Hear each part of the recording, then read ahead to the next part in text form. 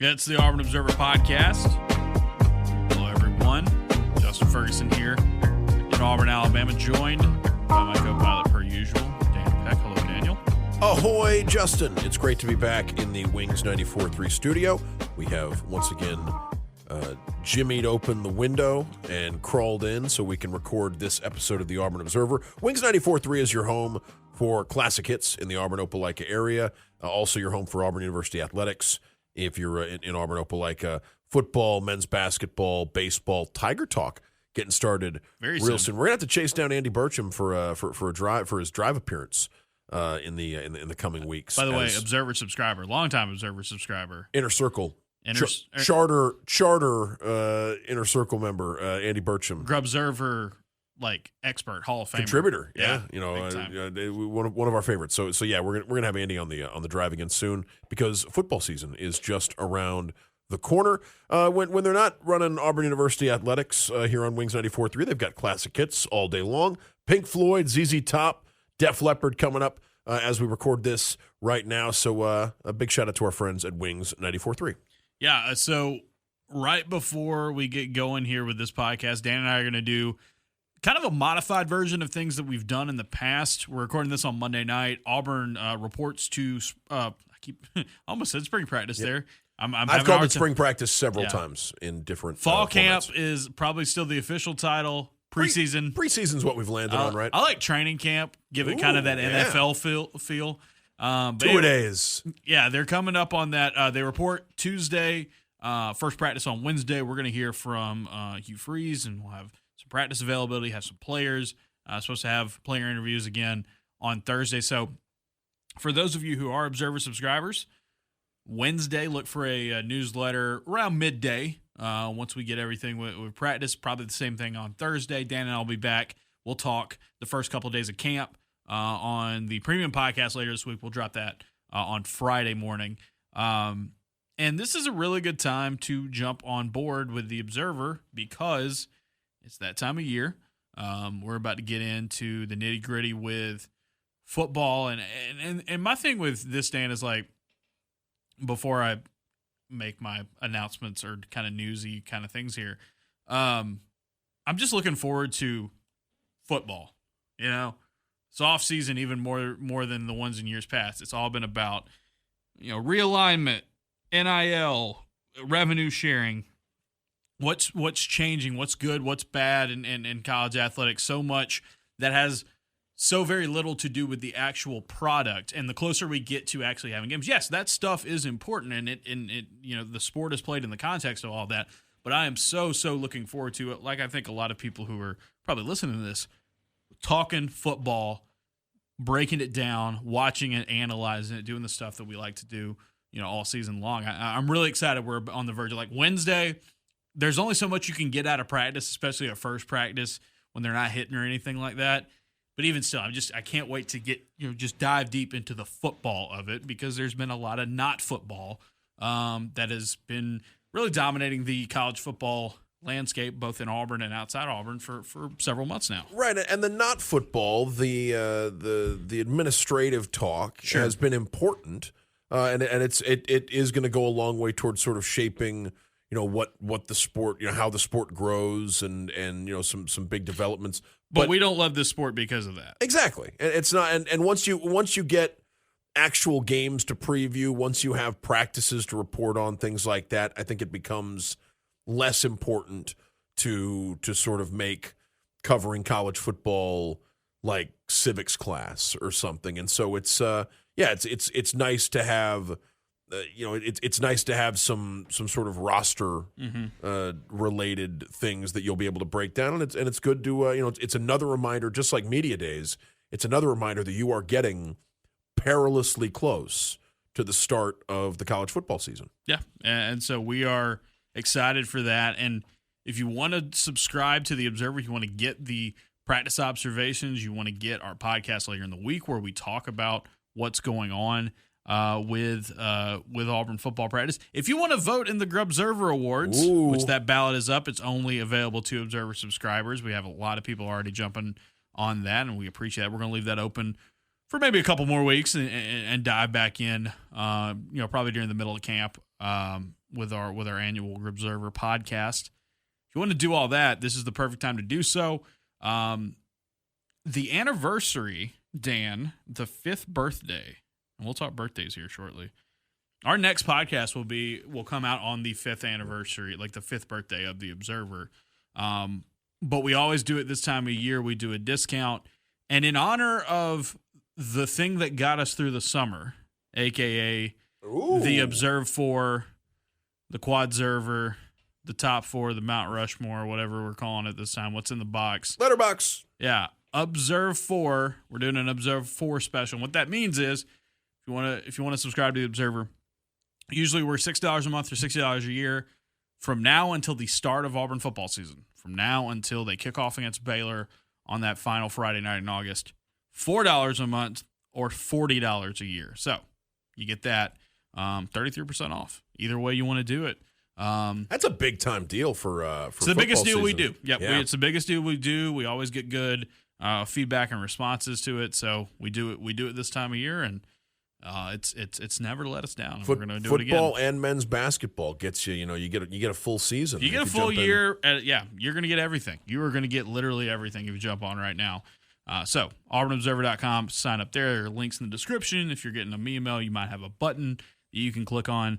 Check us out. And, like I said, all of our practice intel, our observations, our analysis, and then later this week when Dan and I break down what we've learned for the first couple of days of camp, that will be on the podcast as well. All right, Dan. So our last podcast, for those of you who aren't subscribers, our last podcast, Dan and I really went into the weeds with kind of a position-by-position preview of camp, what we were looking for, the storylines, kind of the, our big-time preview. And we wanted to put that for our subscribers. So that one's behind the paywall. You can check that out again. Be a great time to subscribe if you want to go back and listen to that. But for this podcast, before we get into camp getting underway, we were talking before the show, like, hey, what do we want to do? We did our preview the last time. We did the freshman breakdowns and stuff like that.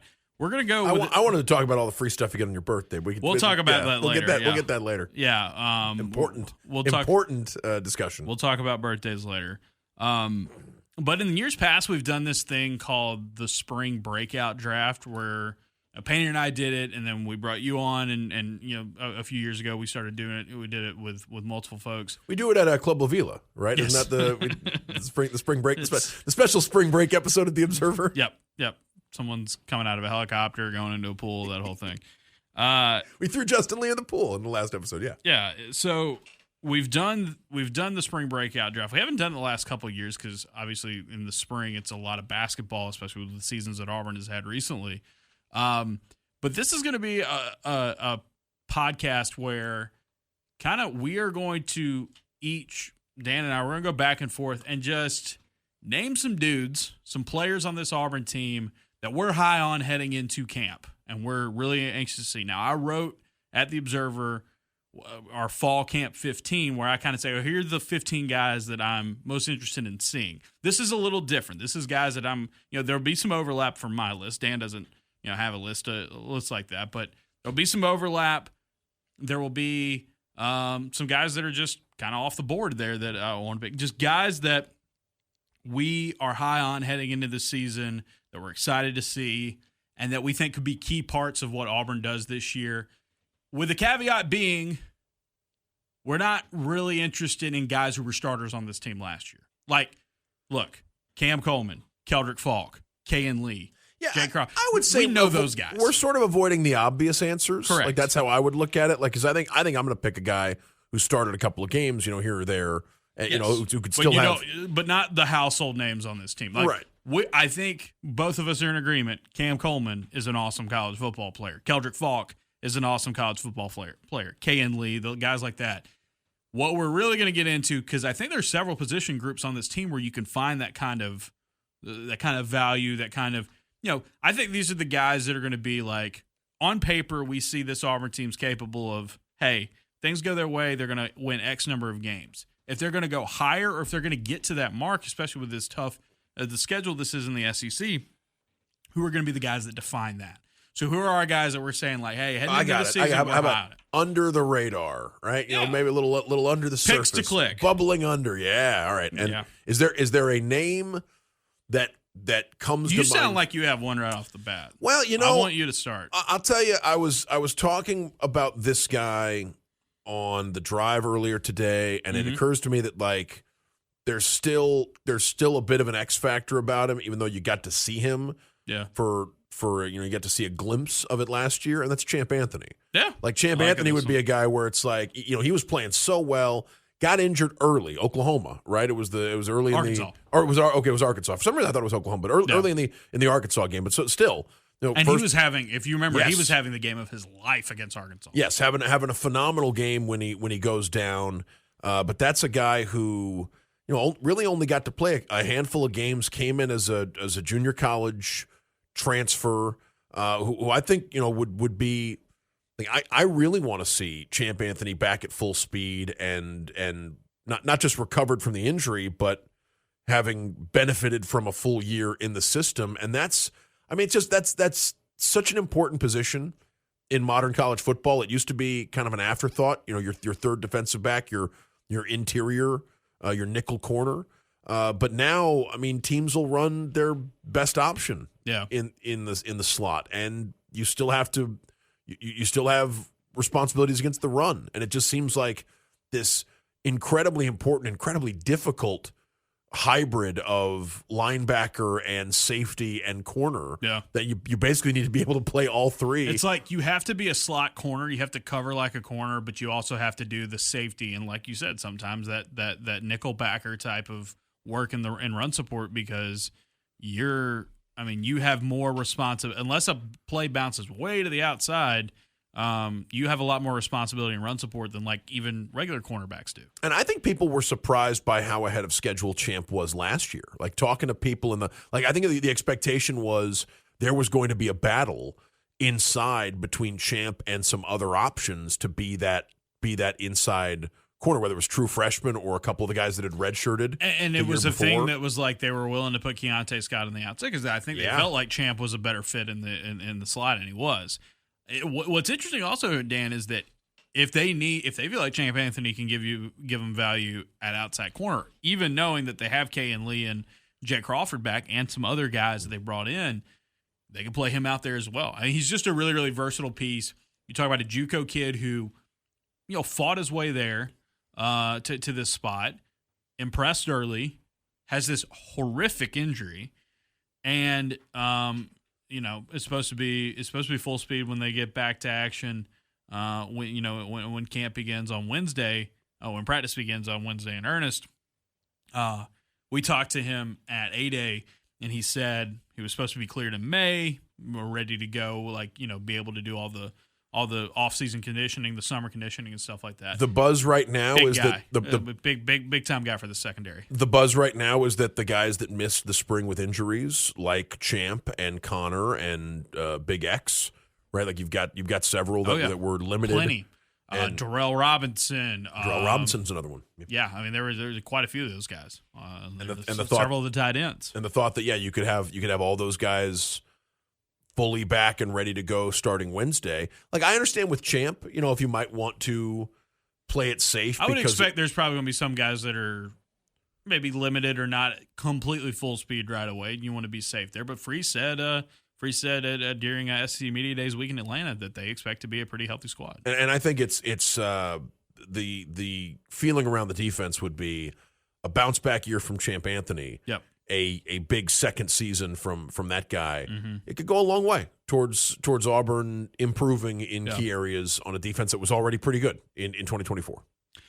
My first pick's not really a surprise, you know, and a guy that I did mention in my Fall Camp 15 piece, so I'll be repeating some of the stuff there. I did write about him right after spring ball ended. Dan, I'm really interested in Amaris Williams this year. And I was high on Amaris Williams heading into last season. I thought what we saw from him in the preseason, I remember there's a couple like scrimmage or like 11-on-11 things where it's like, this dude is just demolishing people. Played really, really well. And Amaris, you got to remember, Amaris, I mean, he even had 5-star ratings from some people coming out of high school. He was a monster flip when Auburn flipped him from Florida. And the story goes, he gets to Auburn and doesn't really play much last season. We talked to him in the spring, and he said, "Yeah, I was not doing what I needed to do, on and off the field. He was immature," he had said, and he needed a wake up call, so to speak. He hopped into the portal very briefly, decided to come back to Auburn. There were a lot of tough discussions, and I think a lot of it was his first season for a guy who was expected to be really good right away was an eye opener, and from all accounts in the spring, Amaris Williams was one of those guys that people came out of it saying, like, yeah, he looks different. Keldrick Falk talked about it immediately as well. He's done what he's supposed to do. And he represents something really interesting, Dan, because he's big. He plays that traditional defensive end role like Keldrick Falk does. So you wonder how you can get him in on the field early. Be interesting to see if Auburn mixes and match. Could we see potentially at some point, especially on early downs, maybe this season, maybe a defensive front where Keldrick Falk and Amaris Williams are on the line at the same time and kind of play it that way.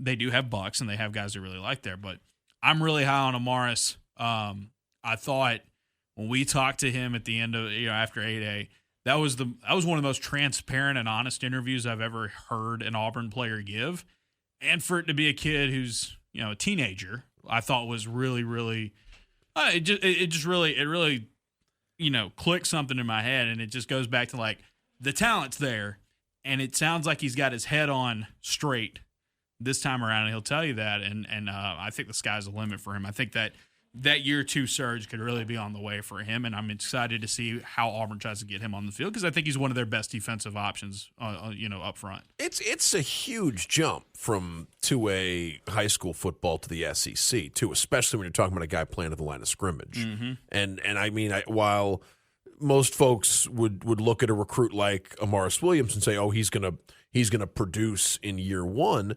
And you could look at Keldrick Falk and look at the way Keldrick was able to make that jump. But he was a rotational guy. Yeah, it was kind of, but you might think it's easy, right? And it's like, no, it's really, really difficult, even for a prospect like Amaris Williams to jump into the fray and immediately get out there and produce. And, especially if he's got stuff going on behind the scenes, making it even more difficult. But no, I think that's a guy where maybe it'll take an extra year or 2 to adjust to the speed of major conference college football as opposed to what he was playing as a high school senior. And yeah, I think Amaris Williams makes a ton of sense as somebody who, if he can make the key adjustments, like maybe he'll start to look more like somebody with that kind of with that kind of pedigree. I wrote about this earlier in the summer, but I want to go back to it. My favorite Amaris Williams thing is look back at his high school career, and his film's crazy, but just the numbers. His senior season, for the by the way, the Clinton High School Dark Horses, which is a sick baby. Name. He had 20 tackles for loss, 11 sacks. He also ran for 700 yards and a dozen touchdowns, which I can imagining like people trying to tackle that coming up the gut is pretty terrifying. Being a dark horse is kind of like being an underdog as your name, right? That's sort of the. I love it. Yeah, I like it.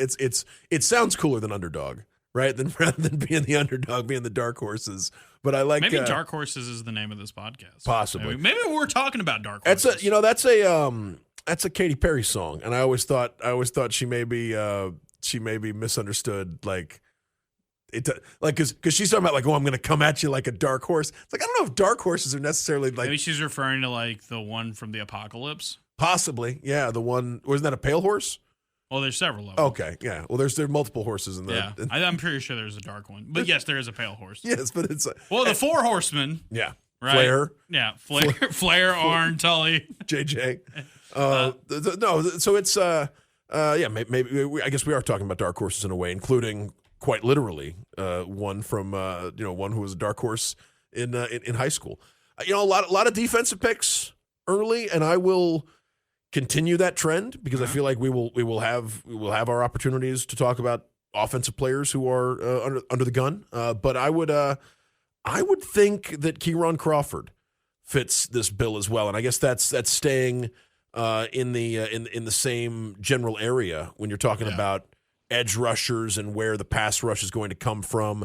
Now, I think you can explain away Keyron Crawford not having more production. Dude, he was so close in 2024. There were so many plays where it looks like he's like a fingertip away of making a countable, like, statistical play. Yes, and that's with McLeod getting as much playing time as he did, and Keyron filling in. So, and that's with Keyron missing spring practice and being a guy who's relatively late to football anyway for a college football player, and the athleticism that had people in the Sun Belt thinking, this is just like with McLeod. It's like this is a guy who could pivot, he could parlay this into the NFL if things go right for him, or he could merely be a starter for an SEC team that sort of figures out life after college football. But like, this is a big season for Keyron Crawford to sort of just which way is that going to go? And I think folks believe he can be an impact pass rusher for Auburn. You want to see more. You want to see more of it. Yes, interested to see if he can be the like run stopper that Jalen McLeod was. I think that's a very underrated part of his game. That was a part of McLeod's game that improved a lot year 1 to year 2. Oh, yeah, right? Absolutely. Yeah. And I think with Keyron, I think he's got everything that you would want. I mean, physically looks like the prototype edge rusher, and I think he's a guy, like you said, relatively new to football compared to some of these other guys, that like every year you can like expect maybe that step forward. Like, there's more to climb with it. He's not a finished product. And I think with Crawford, what I see in him, I could say, what Auburn got in Jalen McLeod, he's like, there's nothing that says to me he can't do what Jalen McLeod did. Jalen McLeod was a great edge rusher for Auburn. I think Keyron Crawford can be that type of guy. They need more than just Keyron Crawford, right? And we talk about Keldrick and Amaris and those guys, Antonio Coleman, the freshman, like makes him the defensive end. And look, you've got other guys at Buck. You got the Sam Houston transfer, Murray. You've got a Jared bunch. Smith. I think that the Buck position beyond Keyron is fascinating. And those two redshirt freshmen and Waller and Phillips. When you're talking about like there are reasons to be skeptical of any of the guys behind Keyron making the jump to be an every down starter, right? When you're talking about two players that redshirted last year in Waller and Phillips, a player who is coming in as a true freshman in Jared Smith, and Murray, the Sam Houston State transfer, who I think folks look at as maybe he could follow in the footsteps of McLeod and Keyron, but both of those guys were more productive in their second year in the program than in their first year. So I think it's a room full of potential, but I think they really need Keyron to stay healthy and play a lot this year at the edge for. Right, I guess they need someone to break through, and the easiest, cleanest way is probably for Keyron Crawford to take that second year jump. I agree. We're continuing this breakout draft. I got to go with another one of my guys I've been high on, and if you've read me and listened to me throughout the summer, probably know where I'm going next. Very similar to Amaris Williams. It's Perry Thompson. Yep. I think Perry Thompson could be. It could be prime time type of season for Perry Thompson. And my thing with him, again, got to keep in mind a couple things with Perry Thompson, Dan. You could say a lot of the same stuff you said about Amaris, right? Like, I feel like you could say, well, I think Amaris's thing was more of kind of the off the field and like getting – for Perry, it was the dude ahead of him was just really stinking good in terms of, what they got in that split end – that flanker position. The other outside receiver opposite Cam Coleman a lot of times was Keandre Lambert-Smith. And Keandre Lambert-Smith only put up one of the best seasons in Auburn history at wide receiver. It's always going to be tough for him to get that kind of opportunity. And it sounded like on top of it, it was a guy that they wanted to see more consistency out of. They saw that in the spring. I mean, you were there, and so his A-Day was incredible. Yeah. Like he had some phenomenal plays and phenomenal catches, and he had been doing that a lot more in the spring. The arrow was pointing up for him coming out of spring ball. I thought the practice before A-Day was Yes. really impressive, too, and everybody was talking about the Sam Turner catches, understandably. But I thought Perry was making some really, some difficult, contested, in traffic, and he's a locomotive after the catch. That's what I mean. The way that he can. The thing that impressed me about Perry is the way he could get back to like the acceleration, the ability to stop. For a big guy. Yeah, for someone that size to be able to stop, go get the ball, and then with one or two steps, get the pistons churning again and get back to full speed. Yep. Like that's something like we've wondered in general about the yards after the catch potential of this offense, right? And the guys, whether it's Cam, whether it's Eric, whether it's Perry, whether it's anyone else on scholarship. I mean, Jeremiah Cobb, fits in. Like these are all guys who seem to have not just the potential to get open and make catches, but the potential to spark big plays after catching the ball. Didn't see a ton of that last year. I thought that was something that you thought when you upgrade the talent in the wide receiver room, maybe the potential's there for more yard after the catch opportunities. You wonder how much. Really felt like Keandre Lambert-Smith was the guy for that, and then some of Malcolm. And that's something, depending on how the production holds up or the protection holds up, you're going to need options for Jackson to get rid of it quick. And correct. I mean, and even if the protection holds up, this is supposed to be quick game. This is supposed to be quick game, RPO, and that's the stuff that Jackson Arnold has been at his best in college. It's also what Hugh Freeze has said he wants to do, because if you do that, then you have opportunities to take shots downfield. And Arnold, again, Oklahoma did not give him a lot in terms of receivers or protection. His deep balls just weren't great. Just had some rough numbers there. But if you have a reliable quick game, if you have a good running game with it, it can take everything to the next level. My thing with Perry also is that, you look at just that year one to year two, and we saw it with wide receivers, and this is a guy that did a really good job of it as a freshman. I always go back to Seth Williams, that jump you saw after, here's this really physically gifted wide receiver. Here's what he is as a freshman. That second year when it's like, okay, I'm used to facing college defenses, practicing, getting used to, and now it's like you really see that development accelerate. For a guy like Cam Coleman, where you're this generational wide receiver talent, at least for this area and for this program, came a little bit quicker. Perry is a guy that I think physically has got everything you want.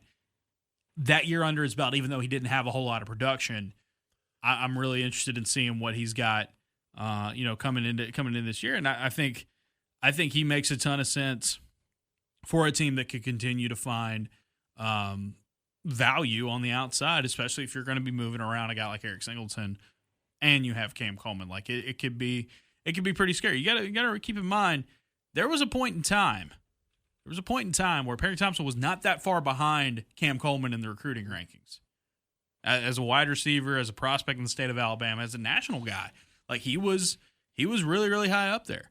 And so Perry was committed first, right? And yes. then Cam's the big the late flip, one. yeah. Mm-hmm. Yeah. So he was in the pool for Perry, right? Yes, gets thrown into the pool for Perry.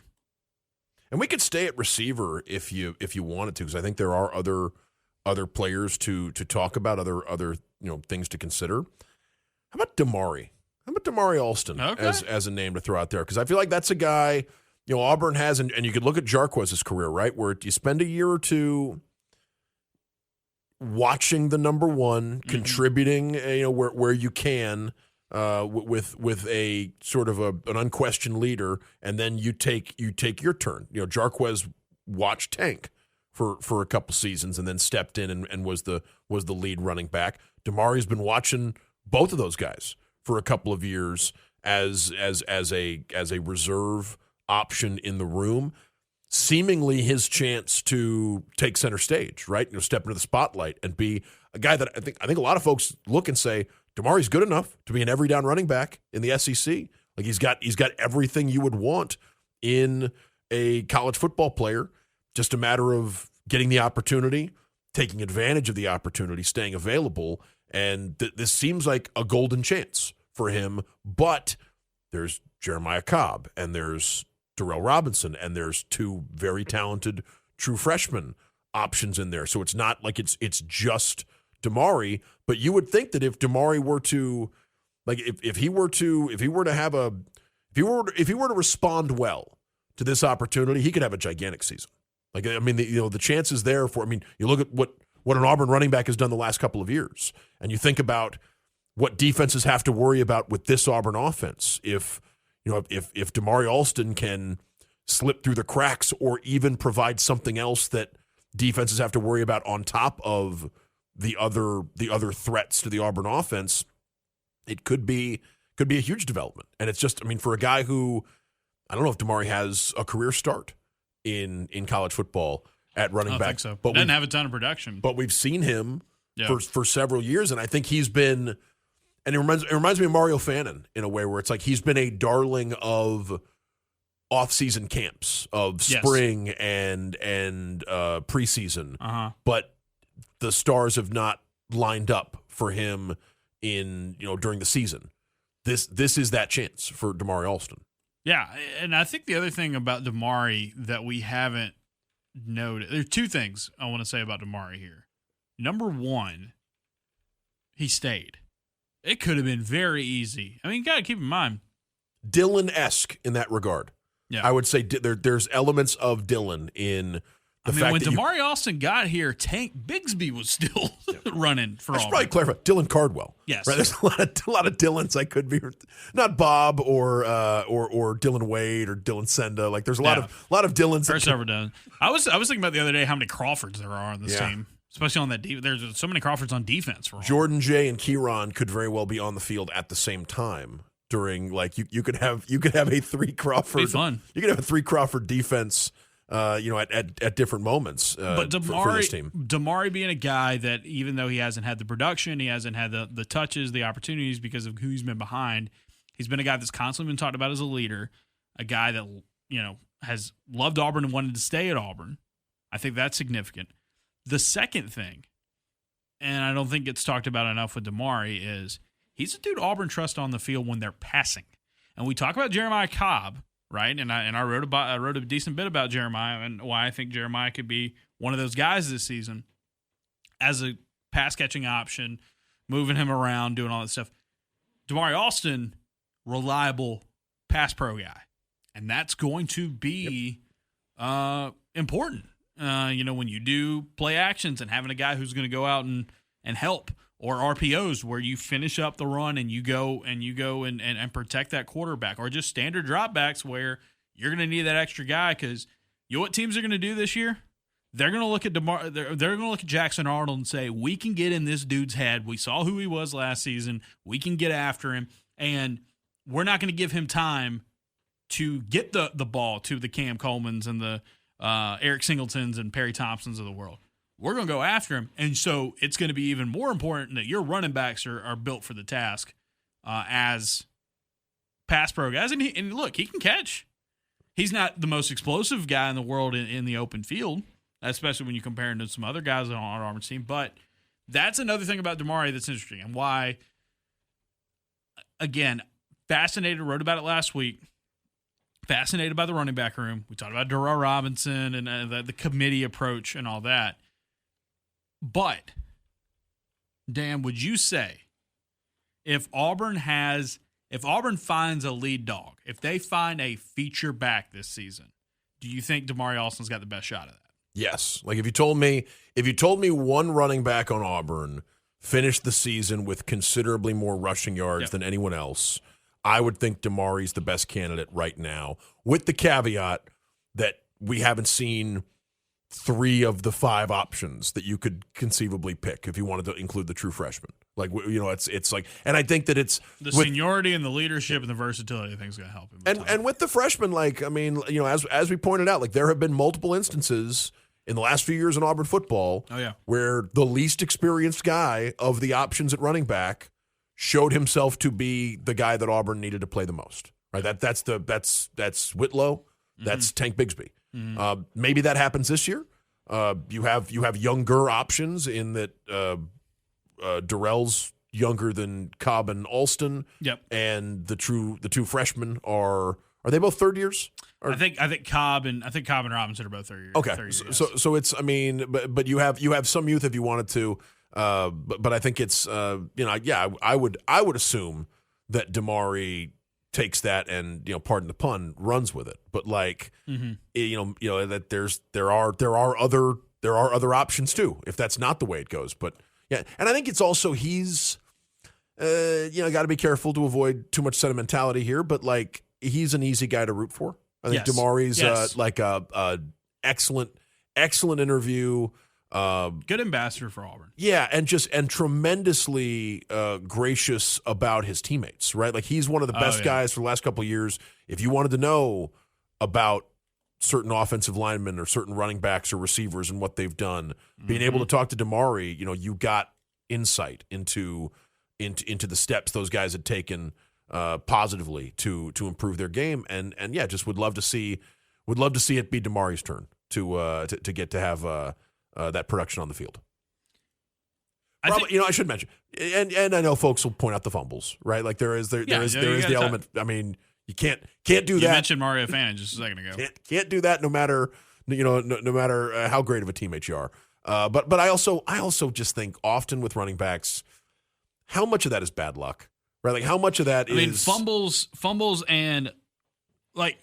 Fumbles and giving them away are a function of luck statistically. So, absolutely. As far as losing, like putting it on the ground, you have control over that. If you end up with it or not, it's usually just. The ball's the ball's weirdly shaped, and there's a whole lot of limbs and stuff getting banged around down there. Oh, I believe there have been advanced studies where it's like, yeah, what happens after a fumble, like the thought of if you're going to recover it or lose it. That is, it's pure luck. It's almost impossible to. Coaches have tried. It's tough to be better at try to improve that because so much of it's like, well, you want to like your defense. You want to be good at like trying to punch it or strip it or like get that just to give you more opportunities. But like, and you want awareness. When a ball is loose or if you've got a tip drill or a fumble or something, you want awareness. Yeah. You want defensive players knowing this is an opportunity to create a turnover. But it's a tough thing to predict year over. You can be. It's happened in the NFL.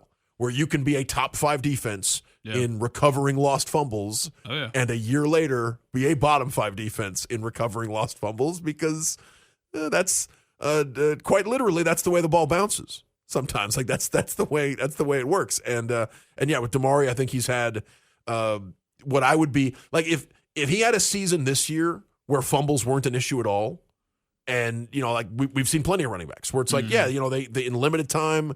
They caught some bad breaks, and then they had a season where it wasn't really a problem. Injuries, We've seen that happen with injuries, running backs. We've seen that happen with fumbles. I'd love to see Damari get a real run at it. I feel like picking DeMarcus Riddick would be cheating because I think we all are in agreement that he's going to start and he's going to be a key linebacker. So I'm going to go away from that. Let me give you another guy. I don't think almost any other.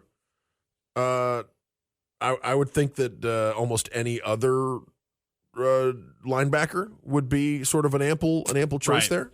And that's my thing is like I'm trying to figure out like if there's a linebacker I want to necessarily like inside linebacker I want to pull the trigger on.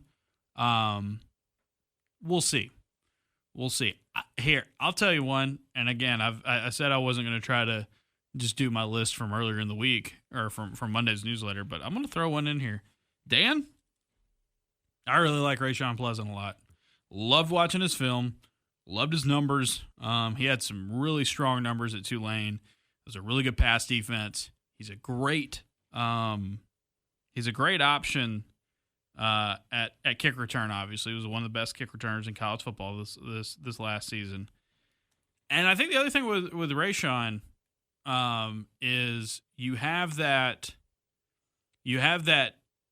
ability to get creative with him, not only in special teams, but I've heard a little bit more buzz that he could be a guy that Auburn could throw out at nickel or in dime or to move him around a little bit.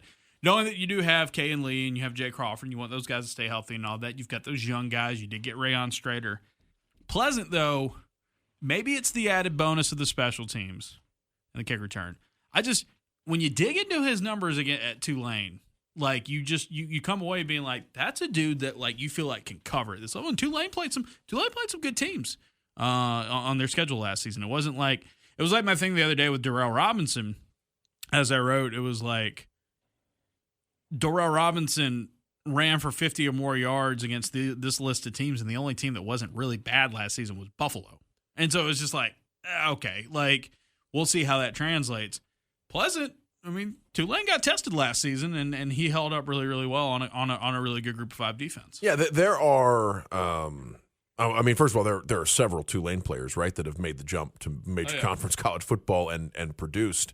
And I look at Pleasant and think this is a guy who had opportunities at places where it was probably a little bit more wide open, and he chose Auburn, knowing that Kane Lee and Jay Crawford were there at outside corner. We'll see how much, with those two guys healthy, we'll see how much Pleasant at outside corner we see. But I also think that there's the chance that he's in the mix at nickel, depending on Champ Anthony's status.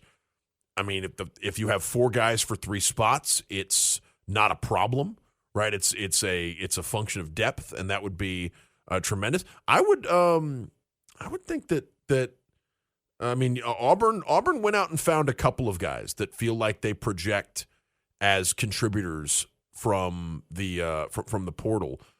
I want to see where Matthews fits in, right? Having played for DJ Durkin and have a guy who got on the field in the SEC previously, and then Strader, right? Like is another guy where it's like, let's see, let's see what that looks like. But I think and I would think it's easy to project Pleasant right now at kick return and punt return.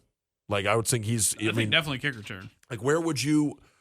I mean, let's talk about the return game a little bit since you mentioned him. Like you are bringing Jeremiah Cobb back, who had the most experience there of anybody.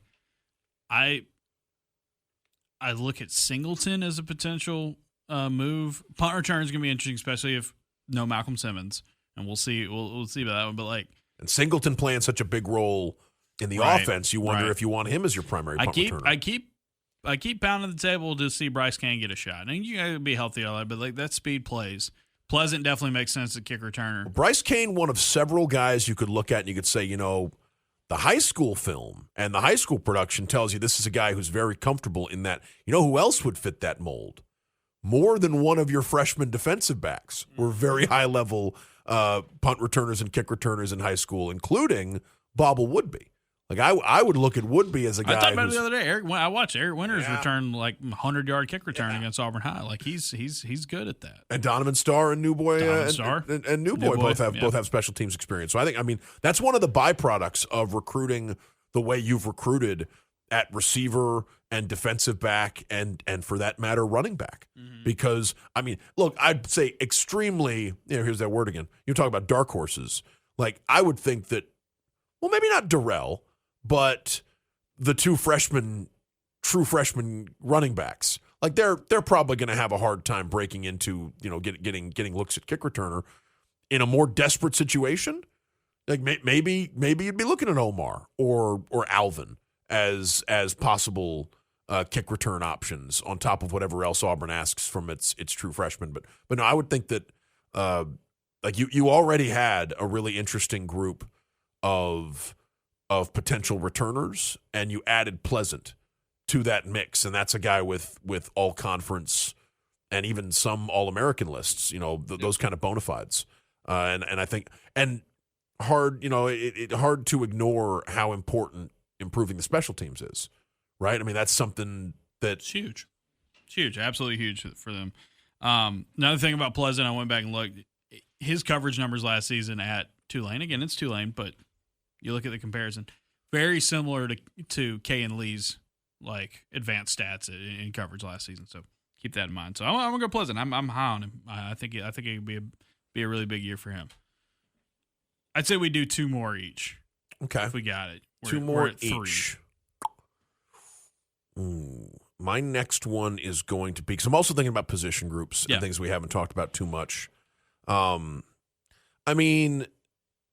I would think you could almost combine Auburn's tackles and look at that as and I know they're not in exactly the same situation.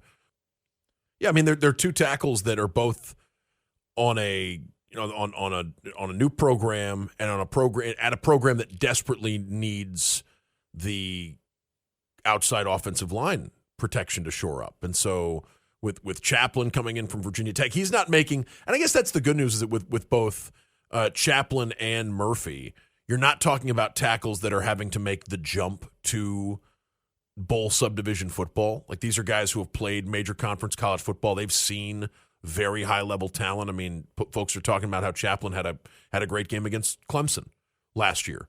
Graded out very well against that's probably the most talented defense in the ACC last season, and a team that folks think could be one of the more talented defenses in America this year. I saw a projection for the 26 draft that had 3 Clemson players going in the top 12, 3 Clemson defensive players going in the top, and Klubnik as one of the top 2 players on the board.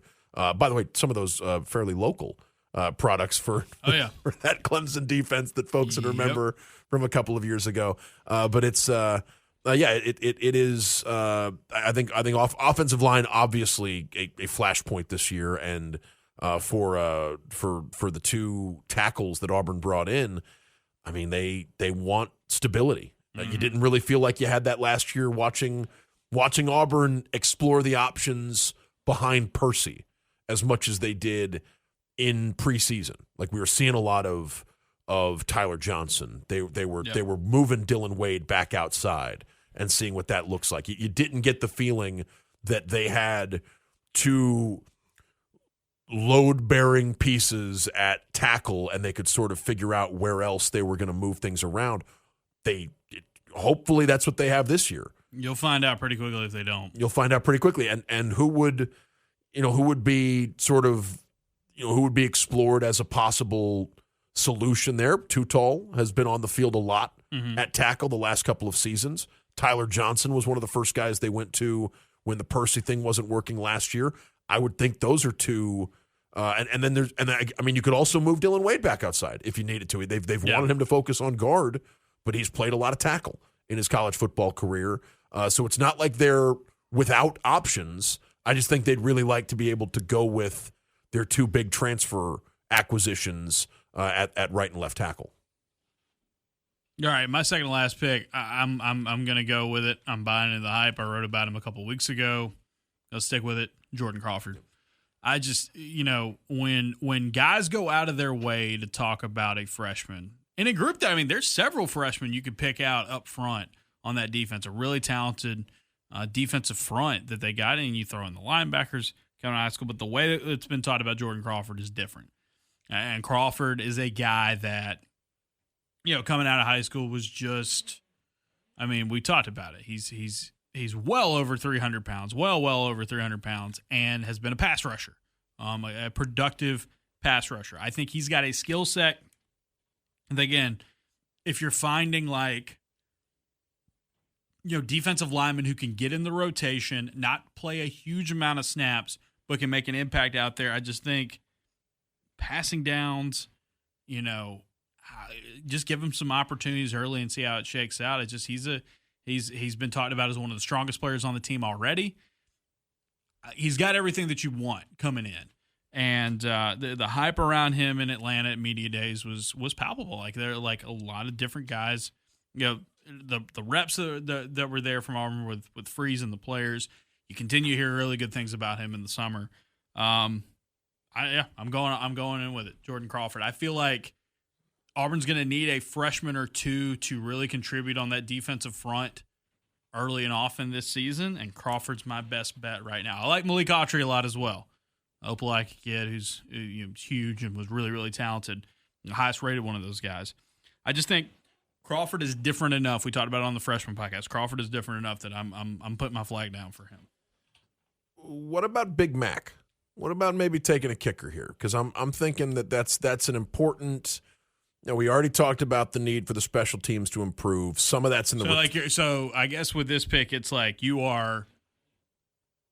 I guess you're saying he's returning to form. Yeah, because that's still a question, right? He lost a lot of weight and internal organs. Yes. Like, we don't know how that's gonna translate when he gets back out there on the field. You hope it goes well, but it's a question mark. And I think that's fitting. My first one was Champ Anthony, who had his season cut short by an injury. Obviously, it's an injury of a different nature when you're talking about a leg versus vital organs in your thorax.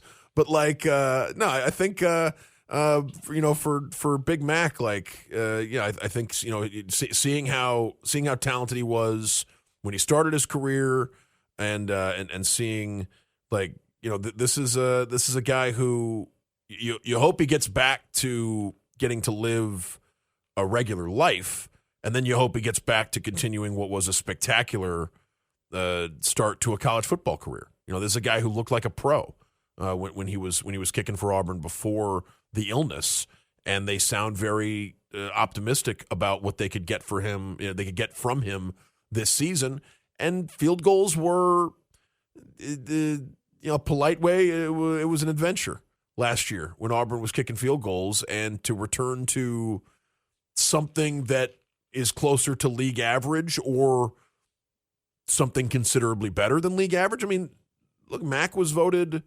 third team all conference in the preseason here. Like there's excitement that this guy could get back to where he was, and where he was excellent before it all went sideways. Yeah, I mean, I agree, and I think again how much of Auburn's issues last season would have been turned around with a healthy Alex McPherson, I don't know. You got to put the ball in the end zone more often than not. But it would have helped. There's no doubt about it. It would have helped, and it was a big factor for Auburn in that, just at least like even if like the first thorax probably probably. Even make sure I use that. I was like humans have those, right? That's not just a. I mean, it's not just a bug. Technically, yeah. Not just a bug thing. I think the thing with McPherson is just like if you keep missing field goals, you keep coming up empty. Even if like touchdowns are what you want, and touchdowns would have been what won you the games. I mean, just the mental difference when you actually got to put 3 on the board is a little different. So I won't completely cast that off there. But I do think we wrote about it recently. Like the special teams have to get a lot better.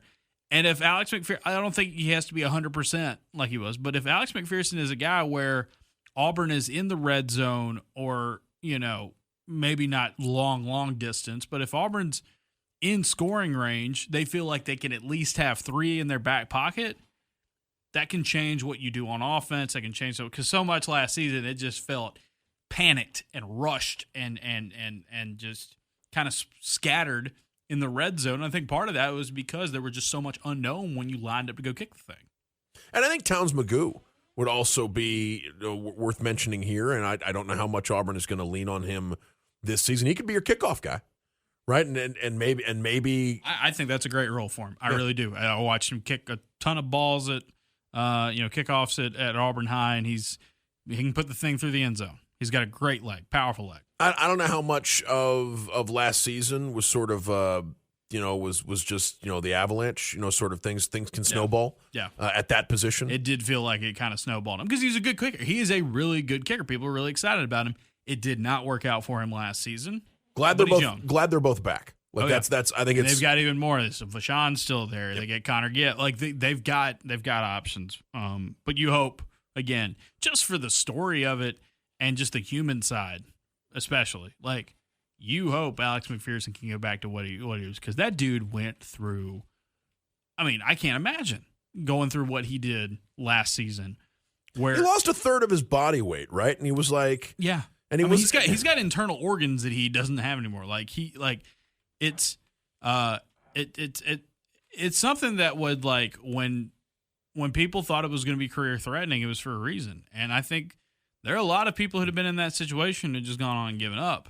This dude wanted to kick, and the fact that he still has a future in this sport, I think, is pretty big. Yeah, hats off to Mac for sticking it out, and hopefully that's like a story that gets to have some triumph on the back end of it. All right, my last pick, I'm going dart throw. I'm going wild card. If I'm right, I'm right. Shooting for the moon here in this one because it's a little bit off the board. We mentioned him earlier. I'm still high on Bryce Cain. I still like Bryce Cain. I think the speed plays really, really well. He had that hamstring injury in the spring. Want to see if he can catch up. But again, if you have an absence at wide receiver this year and you're moving guys around, there could be some opportunities in the slot, especially on an offense that wants to go 10. I'm not saying he's going to become one of Auburn's top 3 or 4 receivers, but an impact player at times, maybe score some touchdowns or make some big plays happen. I like Bryce Cain a lot, man. Like I loved his film in high school. And I was really, really high on his potential. And the injury slowed him down. He didn't have the opportunities that like a Cam Coleman and a Malcolm Simmons had last season. But I'm going to say it. I'm going to buy Bryce Cain. We've talked about it recently. This is a big month for him. If he's going to be a part of Auburn's plans, we're going to find out in these next few weeks. I don't know. I like the kid and I like his game, and I feel like there's an opportunity here for him. How big do you expect the rotation to be at receiver? Like, how many guys do you think? 6 or 7. Yeah, how many guys are getting snaps against Baylor? I think we talked about it last season. They like 6 kind of feels like the reliable stretch. I mean, you look at where Auburn is as far as scholarship receivers, right? And if they want 5 or 6 to play a consistent amount, there's probably going to be an odd man out.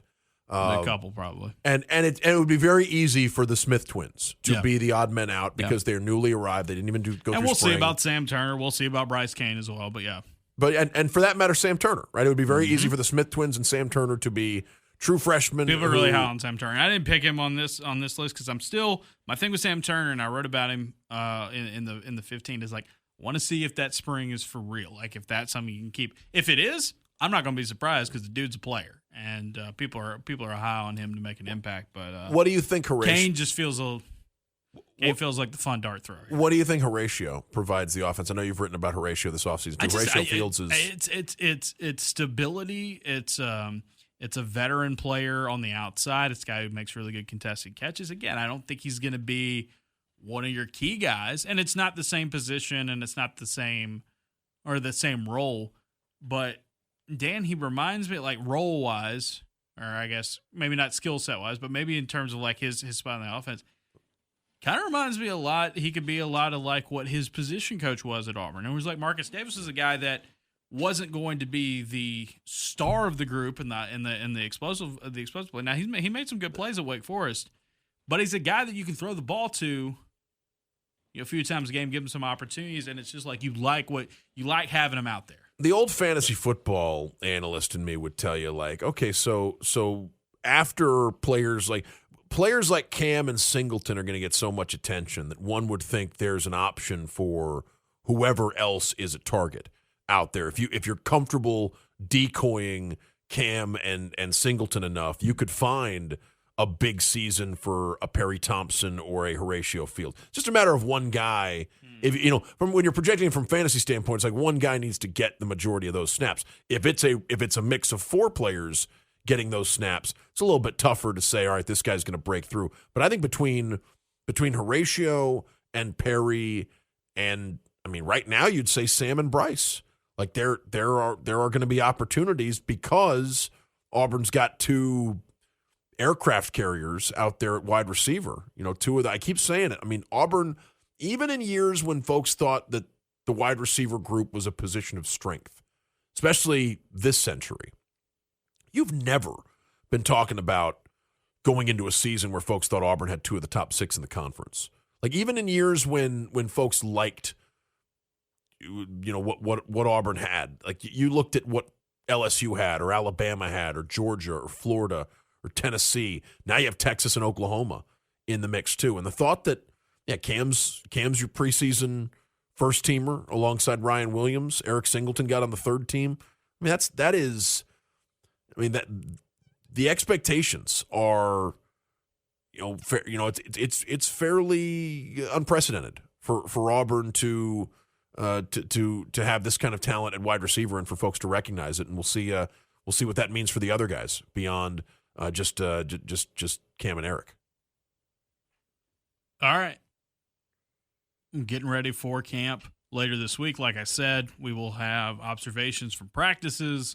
We will have, the podcast later this week only for subscribers where we talk about what we learned for the first couple of days. So got some newsletters, got some podcasts coming up. Putting this podcast right in your thorax. Good Lord. All right. We'll be back later this week. Like we said, let's talk some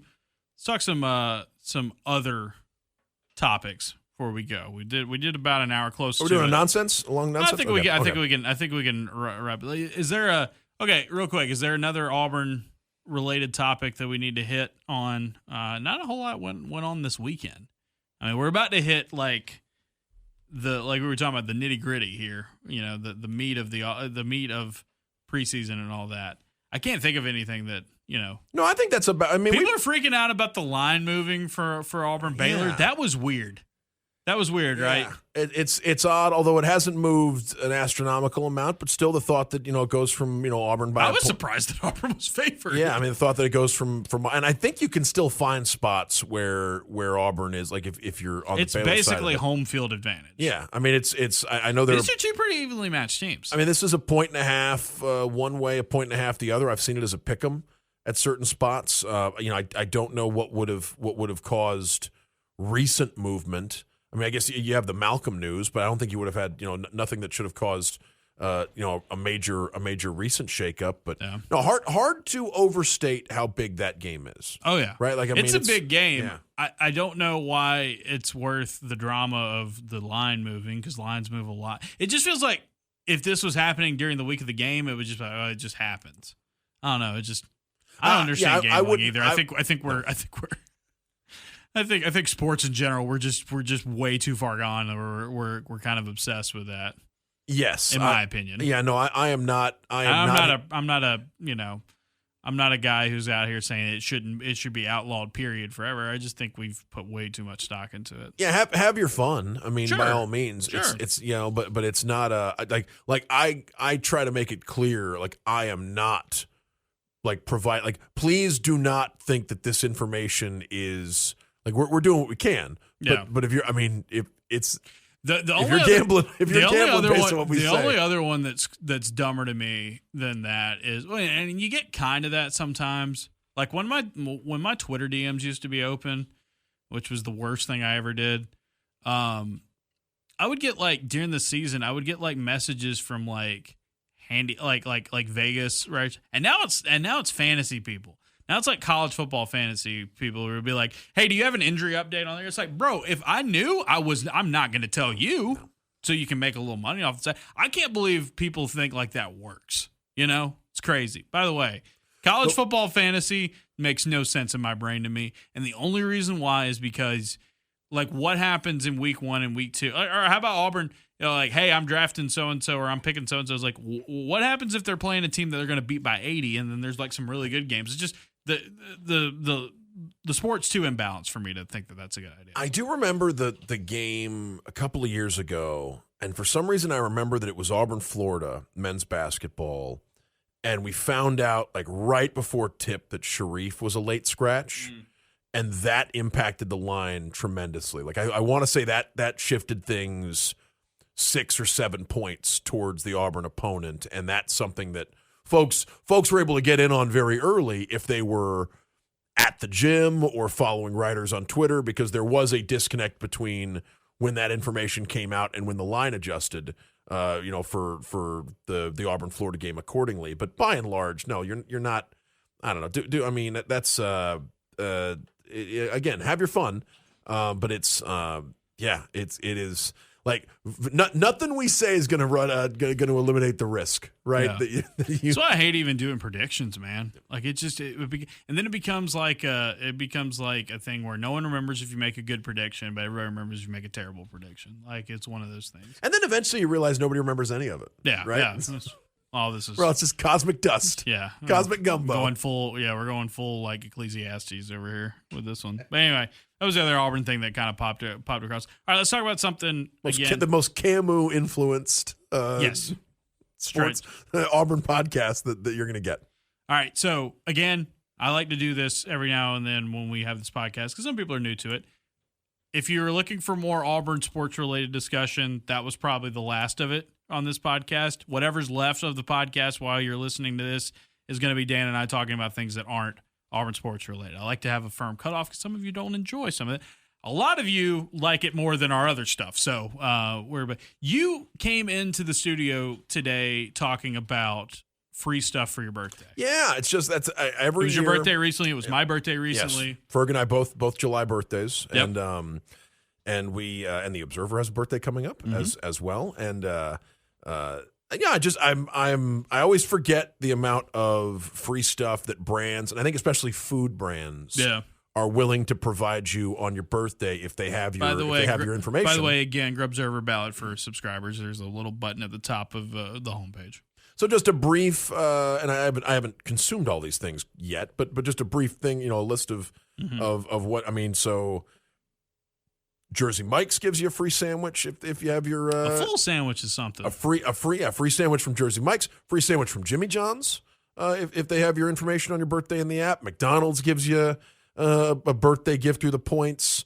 Wendy's gives you a Frosty or something. The Publix one blew me away, Justin. Right? Like if Publix has your birthday. This is one I've done for Mary Kate in the past. Yeah, if Publix has, or I say I've done. She's gotten the coupon and I've gone and gotten it. If they've got your birthday information in their Club Publix deal, your Clublix deal, yeah. If who I believe is the quarterback for Clemson, right? Isn't that that's the fellow's name? So if they have your information, they give you, and it's a substantial. It's like any size of the ice cream that they do, like their brand, or a cake, right? Like a bar cake. Yes. So I'm pulling up the fine print right now. What did you do? You told me you did this one. What did you end up getting? I think I got some of their cookie dough ice cream. I did love cookie dough ice cream. I got some of the Publix brand cookie dough ice cream, which was pretty good. So you get a coupon for 1 pint, quart, or half-gallon container of Publix or Greenwise brand ice cream, frozen yogurt, or non-dairy frozen dessert, or a Publix bakery bar cake. I went in kind of late, so I didn't want to. I figured these cakes. Probably, they have them set out. They have them pretty good. That's good too. But it's all, and I think it's max value $10. Nice. And you put in your phone number there at the end, and it's free. So I got another one for you. What do you got? If you're a rewards member at our good friends at Chicken University, BBQ Chicken, they gave me, because I had it for my birthday meal with my family. We got some Korean fried chicken. They gave me an entire side of kimchi fried rice, which is like $10 worth of fried rice. It was excellent. That's a pretty good one. Yeah, it's a good one.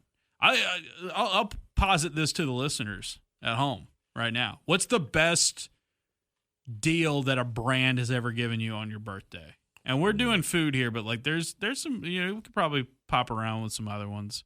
They're like every now and then you'll hit some Jersey Mike's and Jimmy John's are notable just because it feels like it's pulling teeth to ever get anything out of either of those apps.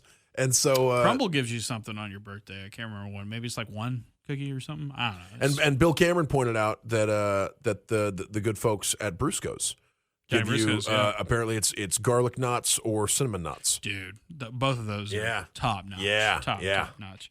Yeah, the birthday deals are pretty be getting some Brusco's nuts this week. Ever since Bill mentioned, it's like just stuck in your head. Yeah, that's one of them. The good one of those is like when they give you those coupons for and like you can use it for like the next week or like the month. It doesn't have to be the day of. That's the what you call it? Dutch Bros. Yep. Gives you a free drink for your birthday. Took advantage of that one as well. So it's good to be. I don't celebrate my birthday very much. I think more people in my life care about my birthday more than I do. But it's always good to get some free stuff on your birthday, right? Yes. Absolutely. I think if you're Chick-fil-A will give you a brownie. Look, if you're gonna do these unspeakable things with my information, right? As a brand, if you're going to invade my privacy, give me a treat every now and then. Yeah, if you're going to keep recommending things after I mention them in conversation when I think my phone is off, if you can't keep doing that, the least you could do is give me like a sweet treat on my birthday. I think it's a good, and that's a trade off, and I decent trade off. So I guess this would be make sure, especially if you have a birthday coming up, but even if you don't. Because you're probably going to forget if you don't. Make sure that the apps have your birthday. Make sure that anybody could maybe toss something for free. All right. I also wanted to say this before we move on to our Quadserver Observe for to wrap it up. I did want to shout this out. Ben commented this the other day after our last podcast. Is the Michelin thing? The Michelin thing. Shout out to Ben. I do want to read this because I found this very interesting. I've heard this story before. I did not know this story. Yeah. Or at least I knew there was some sort of connection, but I didn't know the full connection of it. But if you followed the Grubserver drop, it was, me ripping off the Michelin awards for our award show, but and we talked about like the tire company being the fine dining experts, how funny that is. Ben says the reason Michelin is the preeminent rater of food in hotels is because they invented it. In 1889, when they were founded, they started in bicycle tires but transitioned to car tires. What they realized was people were not traveling in their cars, so they're not wearing out their tires. So Michelin figured, why not giving them destinations to go and see and visit? And the Red Book came into being. They started rating dining, lodging, and destinations. They produced accurate road maps that when the Allies invaded in 1944, the planning used Michelin maps. So that's why a tire company is rating food, because it gave people a reason to drive, which gave them a reason to sell more tires. If you're ever going to Europe, download their food and map apps. That's a really cool story. I didn't know that. I knew part of that, or like I knew there was something tangentially related. The fact that the Allies used Michelin's maps was pretty cool. They were the last folks, I think, during Nazi occupancy of France. They were the last ones doing. Do you miss maps? Like an atlas? Paper map? Yeah. Nah, I was never a paper map guy. Really? No, I've gotten very. Take that, Rand McNally. I've gotten very good at Google Maps. You know what I mean? I know that's not like a thing that you need. I mean, you ever seen the GeoGuessr guys? No, I'm not. I'm not. That's incredible. Yeah, no, I'm not there. Those I'm people not there. are. I follow one on Twitter. He's insane. I should be careful. Like those guys are S tier Google Maps people. I'm like B, probably. I'm okay. Although I did no context reprinted my my picture of the Sheila C's front sign that has every month I get an email from Google saying another 5,000 or 10,000 people have viewed this picture I took of the. I bought. I'm not in the picture. I bought flowers for my wife for Valentine's Day, and she was in Montgomery for work, and I used a Montgomery florist to deliver them there because she was going to be gone that day. And when they were done, they were like, "Hey," like they emailed and said, "Hey, give us a Google review. It helps us out a ton." And like drop a picture. And so I put a picture on there, and like I get the same thing. Like every month they're like 9 million people have seen the picture of the flowers you got for your wife for Valentine's Day. Good job, pal. I also love that the idea was people in France didn't want to use cars. Yeah. And so a company had to come up with here's a list of places you can go if you get a car. Yeah. And it worked. Yeah. Like the thought that actually, I mean, I'm sure people were going to get cars for other reasons too. Sure, but it's like they didn't want to wear down their tires, and Michelin's like, well, we'll give you a reason to wear down your tires. Delicious food. How about some bread, you idiots? But I think part of the problem was too was like cars were slow to like there weren't that many cars, and if you're a company making car tires and even bicycle tires before that, I think people need places to go and to see, and that's shout out Ben though. That was a cool story. Yes, it's awesome. All right, you have a quad server we're going to wrap up with. Yeah, I've talked about this before, and I watched. It'll come to me when we discuss it. But like the thought of like star-making performances, like seeing an actor on a TV show or a movie, and you've never seen that actor before, and it's like instantly realizing like, oh, this person's going to be a very big deal. You know what? I've mentioned this before in reference to Jack Black. Like the first time, if you haven't seen High Fidelity before, like, and I know Jack Black made smaller appearances in things. He's in Bob Roberts, I think, the Tim Robbins movie. He's in Mars Attacks as one of the soldiers. He's in The Jackal. Like so Jack Black worked in the 90s as a character actor. He'd have small parts in different films. It's you have the emergence of Tenacious D at the same time, but it's his performance in High Fidelity, the John Cusack romantic comedy from the early 2000s. Like and it's a good movie with the John Cusack romance storylines take up most of the screen time, but what Jack Black is doing is just like it is demented, and it is just full bore Jack Black energy. And it's hard to like now you have the benefit of 25 years, but seeing that movie for the first time, especially before Jack Black had made a lot of other things, like it's just this, like you're seeing someone become a star. Like you're seeing someone, it's like, wow, this guy is, you're seeing someone that you've never seen before and realizing they're a major league talent Sure. like in that first time viewing. And I'm wondering if you've got actors or performances that come to mind where it's like, oh yeah, that was the first time I'd ever seen them, and I just knew. And you can pick someone you were wrong about, I suppose, but it's probably more fun if you pick people that you think are going to be enormous. Because I can think of a couple off the top of my head that were, and I've given this a little thought, but I can think of a couple where it's like, oh man, this is the start of something really, really big. All right, so is the Jack Black one your first pick? Yeah, I'll take Jack Black and High Fidelity as my first one. This one's kind of weird. And I've ambushed you with this, so I mean, you did have ambush to, me with this. Yeah, I could do mine. You could think of yours if you want, or you could supplement with some. This one's kind of weird because this person was a child in this one. Was somebody from Arrested Development? No. Okay, because you could pick either of the Arrested Development kids. The Arrested Development's and they're both phenomenal. This person was a child when in this film, and it was just like did such a good job and turned out to be a really great actor later on. Haley Steinfeld in True Grit. That's great. She's like the best part of that movie, and it's a great movie. She's the best part of that movie as a child actress, and steals the show and ends up, obviously having a very successful career and married to Josh Allen, like very all Sinners, that fun stuff. Sinners, an enormous hit. Are you familiar? By the way, Michael B. Jordan, also the first season of The Wire, as the kid. There's something really special there. Are you familiar with the actor Caleb Landry Jones? He is he's Banshee in a couple of the X-Men movies. He's the brother in Get Out. He's her brother, the MMA interest. So he is. I realized it the other day, Justin, when at the end of No Country, when the kids see the car accident. Yeah. He's one of the two kids that gives his. He's the kid who gives his shirt to Anton Chigurh at the end of No Country for Old Men, and that's you think like that movie is full of characters that only get one scene, and you never forget them. Yep. Right? Whether it's the lady who runs the trailer park, or the guard at the border crossing station, or the kids who see the car accident at the end. Like that movie is, the Coen brothers are masters of amazing one scene characters. And No Country for Old Men is maybe some of their finest work in that regard. That wasn't my number two.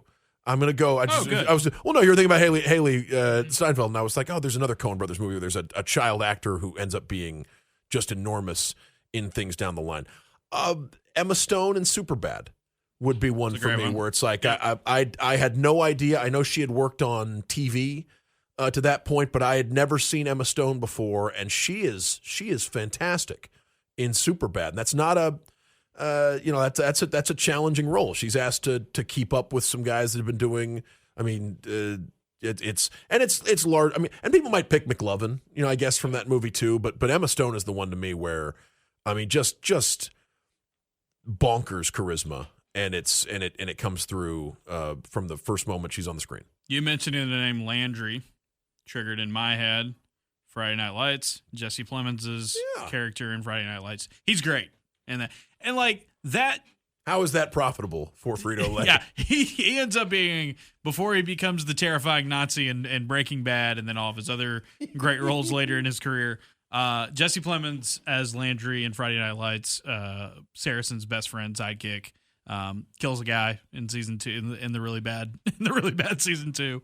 Jesse Plemons, like, you could see it. Like, there were people on that show that they thought were going to be major stars down the line that did not become major stars, and then there were some that Michael B. Jordan, one of them as well, on that. Jesse Plemons, he was one of my favorite characters on that show, and then good to see that he took off from there for sure. I referenced Dallas on a previous episode of the show when we talked about Who Shot JR. Made a joke there. I've never actually seen Dallas. I just know things about the show from culture. I believe there's do you know where I'm going with this? Talked about, okay. So there was a terribly received season of Friday Night Lights, right? There was one second season. Okay. So there's a terribly received season of Dallas. And what they did was they hired new writers, and they had a character, come out of the shower and reveal that the previous season had been a dream. Yes. And Dallas just decided to retcon Good point. an entire season of the show. Community kind of did that too with the gas leak. Yeah. Community kind of did that too in the season. I had seen Steve Carell before Bruce Almighty because of the 40-year virgin beforehand. Yes. No. Bruce Almighty is before. Bruce Almighty is before Anchorman, and Anchorman is before 40-Year-Old Virgin. And I'd say that's the 1, 2, 3 punch that turns Steve Carell into a movie star. Mm-hmm. Is that you've got in three, and he'd already been on the Daily Show for a couple of years, and that's the Jon Stewart Daily Show with Colbert with Colbert and Steve Carell both becoming bigger stars by the month and by the year, but. He steals scenes from Jim Carrey in Bruce it's Bruce Almighty. Evan's the sequel. Bruce Almighty is in both. He's the star of Evan. Yep. So, but Bruce Almighty is the one where he becomes a movie star. Like over the course of that film, he's I think that's one of the things people were talking about after seeing that movie was Steve Carell and I think especially the scene where he has to talk gibberish. Right in his big moment, but he's got a couple of just fantastic scenes in that movie, and it was the start of a pretty significant career.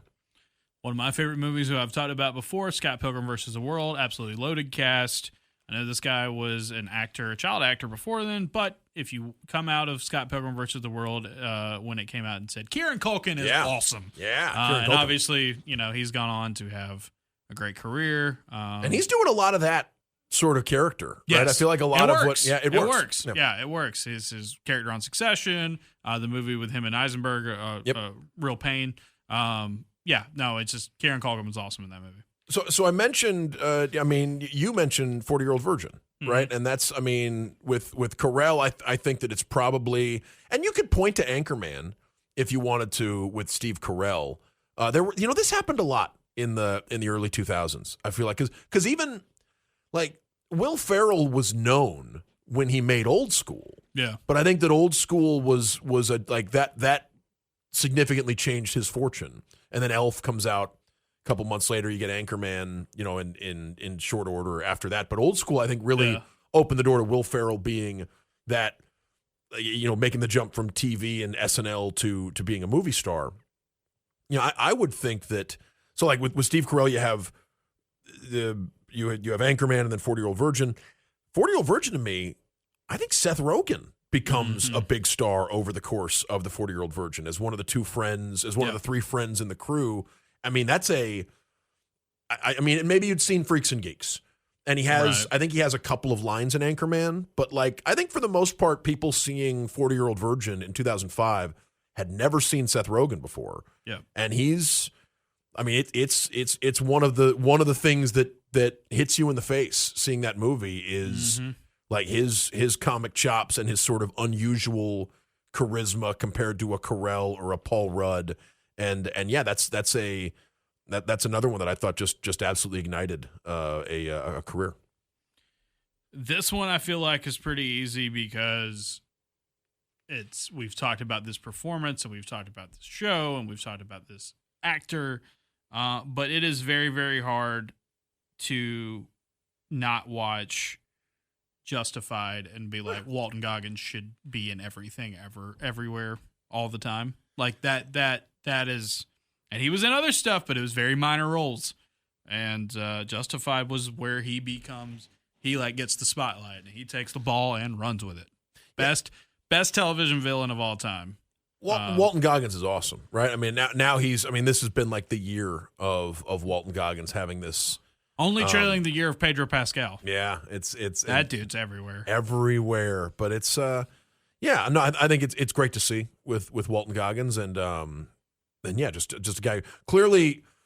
And I wonder if it'll cool off now that he's doing Walmart commercials. But it's like he's getting that bag. He's brother. getting that money. That is some money. That's money right there. So and here's the thing. You can scoff at the Walmart thing. No. The man's from the South. He's a great pitch man for Walmart.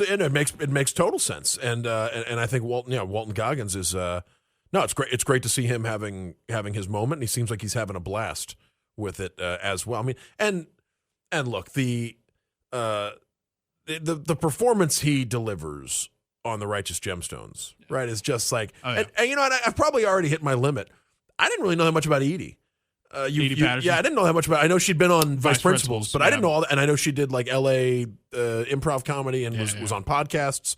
I didn't know all that much about Edie Patterson. Like some Adult Swim stuff too, I think. Yeah, I honestly I knew more about. Like I was more familiar with Tim Baltz from different things, than Edie Patterson. To break out. I hope he has a long. Well, I mean, there are. Good. Yeah, I mean, and I guess it gets back to us imploring people to watch The Righteous Gemstones. Right? It was just just a triumph.